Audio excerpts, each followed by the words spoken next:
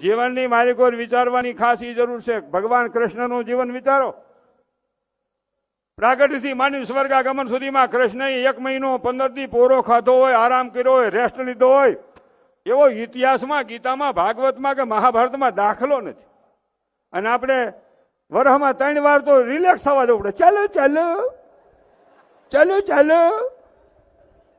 યુવાન મિત્રોને ખાસ કહું, નાના યુવાનોને, કક્ષાની બહાર બિઝનેસ નહીં કરો, આવકથી વધુ ખર્ચ નહીં કરો, કોઈને દેખાદેખી બતાડવા હાટું 50 લાખની ઊંચા વ્યાજે મારા વહાલા સંતાનો ગાડી નહીં લેતા. ઊંચા વ્યાજે ગાડી લઈ અને માણસો તમે કોઈને દેખાડવા જાહો, આપણું ઘર ઘસાઈ જશે.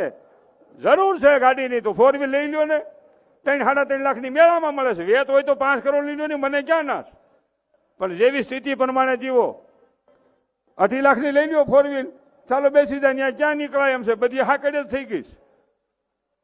હા, પણ તમે 1.5 કરોડની ગોરધનભાઈ રોલ્સ રોયસ ગાડી લઈ લો, હું 40,000ની ફંટી લઈ લઉં, અમદાવાદના ઉલે છેડેથી આ છેડે તમારી મોજ નીકળી જાવ.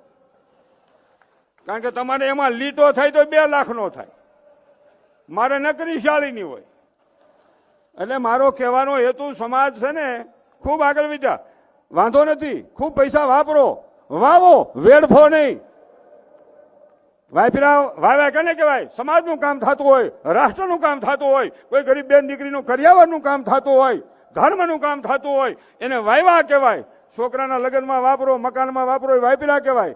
સવારે ગોતવા આવવા પડે ને, એ વેડફા કહેવાય.